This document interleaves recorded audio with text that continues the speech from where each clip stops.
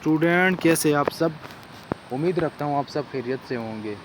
आज आप लोगों के लिए लाया हूँ एक ज़बरदस्त टॉपिक जो कि साइंस के स्टूडेंट के लिए बहुत अहम है। ठीक है, इसके बग़ैर जो है आप बायोलॉजी को नहीं पढ़ सकते और ना ही बायोलॉजी जो है वो इस टॉपिक के बग़ैर कंप्लीट होती है। इस टॉपिक को आप पढ़ेंगे, ठीक है, तो आपको बायोलॉजी समझ में आएगी। अगर आपने इस टॉपिक को नहीं पढ़ा, ठीक है, तो बायोलॉजी आपकी समझ में नहीं आएगी, क्योंकि बायोलॉजी यहाँ से शुरू होती है। ऐसे समझें कि ये बायोलॉजी का एक बुनियाद है। ठीक है, बात करूँगा आज क्रोमोसोम पर कि क्रोमोसोम जो है ये क्या है और इसकी इम्पोर्टेंस क्या है, ठीक है, और ये कहाँ पाए जाते हैं। तो असल में स्टूडेंट क्रोमोसोम जो है ये हमारे सेल के अंदर पाए जाते हैं।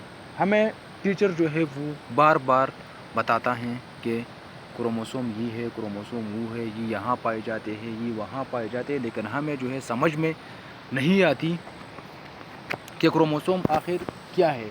इवन कि हम हाई लेवल क्लासेस तक भी पहुंच जाते हैं, लेकिन हमें इस चीज़ का पता नहीं चलता। ठीक है, आज मैं आपके जितने भी खदशात हैं और मिसकंसेप्शन है आपके क्रोमोसोम के हवाले से, ठीक है, वो मैं दूर करूंगा इंशाल्लाह। ठीक है, आप इस वीडियो को एंड तक देखें, क्योंकि अगर आपने इसको स्किप किया तो फिर ये वीडियो आपकी समझ में नहीं आएगी। ठीक है, तो इस वजह से वीडियो को एंड तक देखें और जो पॉइंट्स मैं बताता हूँ वो अपने पास नोट भी करें। ठीक है, क्रोमोसोम जो है ये टोटल क्रोमोसोम ये 46 है। ठीक है, सबसे पहले माइंड में ये बात रखें कि क्रोमोसोम जो है टोटल वो 46 हैं। ठीक है, और ये भी जहन में रखें कि क्रोमोसोम जो है ये सेल में पाए जाते हैं। ठीक है, ये सेल से अलावा दुनिया में और कहीं भी जो है नहीं होते। ठीक है, ये सिर्फ़ और सिर्फ सेल्स के अंदर पाए जाते हैं। और सेल के अंदर ये कहाँ पाए जाते हैं? सेल के अंदर जो है ये पाए जाते हैं न्यूक्लियस के अंदर। और न्यूक्लियस को हम ये भी कहते हैं कि ये द ब्रेन ऑफ सेल है, कि ये ब्रेन के दिमाग भी है। ठीक है, ये न्यूक्लियस जो है ये सेल का मेन पोर्शन होता है। वहाँ से सेल का पूरा फंक्शन जो है और पूरा सिस्टम जो है वो न्यूक्लियस जो है कंट्रोल करता है। ठीक है, ये क्रोमोसोम हमारे पास होते हैं न्यूक्लियस में। ठीक है, ये मेरी जो वीडियो है ये फाइनली 12 क्लास तक स्टूडेंट के लिए है।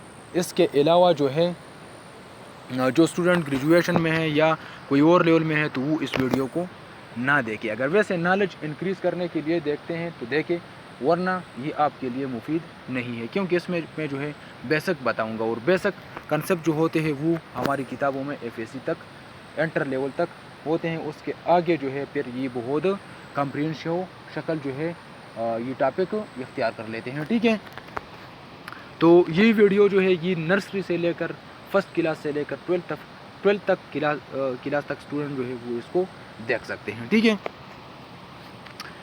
ये क्रोमोसोम होते हैं टोटल 46, जो परफेक्ट इंसान होता है। ठीक है, ऐसा नहीं कि जो जिसके अंदर कोई जेनेटिकली मसाइल हो या कोई और मसला हो। ठीक है, वो जेनेटिकली वो सही पैदा नहीं होता हो। ठीक है, तो उसके अंदर जो है क्रोमोसोम का तादाद डिफरेंट होता है, लेकिन एक सही परफेक्ट इंसान के अंदर टोटल क्रोमोसोम होते हैं 46। इन 46 क्रोमोसोम में 23 क्रोमोसोम जो है, ठीक है, 23 क्रोमोसोम ये बाप से आते हैं। ठीक है, और 23 क्रोमोसोम जो है वो कहाँ से आते हैं? वो उनकी माँ से आते हैं। ये बात जहन में याद रखें। हमारे टीचर जो है वो कहते हैं कि ये पेयर इतने हैं और उतने पेयर है, लेकिन वो हमें ये नहीं समझाता कि ये कहाँ से कितने आते हैं। ठीक है, तो सबसे पहले ये पॉइंट भी अपने पास नोट करें कि 23 क्रोमोसोम जो है वो बाप से आते हैं और 23 क्रोमोसोम जो है वो माँ से आते हैं। ठीक है, अब बात करते हैं कि ये टोटल पेयर्स कितने होते हैं और पेयर्स हम किस चीज़ को कहते हैं, ठीक है। पेयर्स जो है हम जब एक क्रोमोसोम बाप का हो और दूसरा क्रोमोसोम जो है वो माँ का हो और वो दोनों जब एक साथ अटैच हो जाए तो उसको हम एक पेयर कहते हैं, ठीक है। ये जब 23 माँ से आ जाते हैं और 23 बाप से आ जाते हैं और एक दूसरे के साथ जब अटैच हो जाते हैं, ठीक है, और पेयर बना लेते हैं तो ये हमारे पास टोटल बन जाते हैं 23 पेयर्स, ठीक है। 23 पेयर्स और हर पेयर्स में जो है 2 क्रोमोसोम होते हैं, आप वीडियो में देख सकते हैं, ठीक है। ये एक साइड क्रोमोसोम जो है ऊपर जो बिल्कुल कॉइल शक्ल में जो आपको नज़र आ रहा है, ये पेयर का सिर्फ एक साइड है, ठीक है। और दूसरा साइड जो है ये आप देख रहे हैं कि इस तरफ जो खोल दिया गया है, ये इसका दूसरा साइड है, ठीक है। अब बात करते हैं इसकी कंपोजिशन के बारे में। आप देख सकते हैं कि आपको जो क्रोमोसोम का एक टुकड़ा लिया गया है इस वीडियो में, ये आप देखिए, मैं बिल्कुल जूम करता हूँ, ठीक है। ये बिल्कुल कॉइल्ड है। कॉइल का मतलब ये है कि फ़र्ज़ करें आपने एक डंडा लिया और आपके पास एक रस्सी है, आपने वो रस्सी जो है वो इसके आसपास जो है लपेटा और आपने इतना लपेटा कि वो एक बड़ी चीज़ बन गई, ठीक है। तो इसी तरह क्रोमोसोम जो है आप देख सकते हैं कि ये हिस्टोन के साथ, ठीक है, हिस्टोन के इर्द गिर्द जो है अपने आप को लपेटते हैं, ठीक है। और ये जब सुपर कॉइल हो जाते हैं, इस तरफ आप देखिए, ये सुपर कॉइल जो लिखा हुआ है ये इस तरह बन जाता है, ठीक है। जब ये इस तरह बन जाता है तो ये बहुत कॉइल लगता है और ये बहुत मोटी चीज़ बन जाती है, तो इसको हम क्रोमोसोम कहते हैं। असल में क्रोमोसोम खुद ब खुद कोई चीज़ नहीं है, लेकिन इसको हम यही डीएनए जब कॉइल्ड हो जाता है तो इसको हम क्या कहते हैं, क्रोमोसोम, ठीक है। अब बात करते हैं, ये तो आपकी समझ में आई होगी कि क्रोमोसोम जो है ये बजाते खुद कोई चीज़ नहीं है, ये एक लैटिन वर्ड है, इसका मतलब है कलर बॉडी।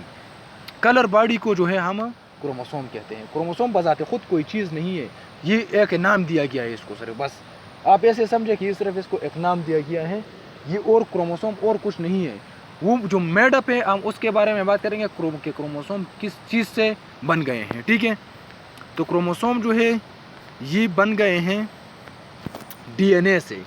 आपने डीएनए का नाम सुना होगा, डीएनए है हमारे पास, इसको ये एक ऑर्गेनिक कंपाउंड है, ठीक है। डीऑक्सीराइबो न्यूक्लिक एसिड इसको कहते हैं, ठीक है। अब इसको कुछ नई चीज़ जो है वो मत समझे कि ऑर्गेनिक कंपाउंड क्या होता है। ऑर्गेनिक कंपाउंड का मैं आपको एक शॉर्टकट एग्जांपल देता हूँ कि हमारे पास H2O जो है हाइड्रोजन है और ऑक्सीजन है, ये दोनों जब कंबाइन हो जाते हैं तो हमारे पास वाटर बन जाते हैं। तो इसी तरह ये तो सिर्फ 2 एलिमेंट से जो है, ऑक्सीजन का एक एलिमेंट होता है वाटर में और इसके अलावा जो है क्या कहते हैं उसको, हाइड्रोजन के ऑक्सीजन के एक एलिमेंट होता है और हाइड्रोजन के 2 एलिमेंट होता है। ये 3 एटम जब एक साथ कंबाइन हो जाते हैं तो हमें क्या देते हैं, वाटर। इसी तरह ये जो डीएनए डीऑक्सीराइबो न्यूक्लिक एसिड है ये एक कम्प्लेक्स कंपाउंड है, ठीक है, कम्प्लेक्स कंपाउंड है। तो ये जो क्रोमोसोम है वो ये बना होता है डीऑक्सीराइबो न्यूक्लिक एसिड, ठीक है। और बीच में जो आप ये लाइन देखते हैं रेड कलर और येलो कलर के जो लाइन है, ये जो है ये डीएनए के बेसिक यूनिट है, ठीक है। इसको थेमाइन, गुआनाइन और साइटोसाइन और ये चीज़ जो है ये भी कहते हैं। ये बेसिक यूनिट है, क्या है, ये डीएनए के जो है बेसिक यूनिट है। और इस जो कंप्लीट जो चार येलो, 2 रेड और 2 येलो के जो लाइन आपको नज़र आता है, इस हिस्से को जो है हम जीन भी कह सकते हैं और ये एक न्यूक्लियोटाइड है, ठीक है। और न्यूक्लियोटाइड जो है ये एक कंपाउंड है।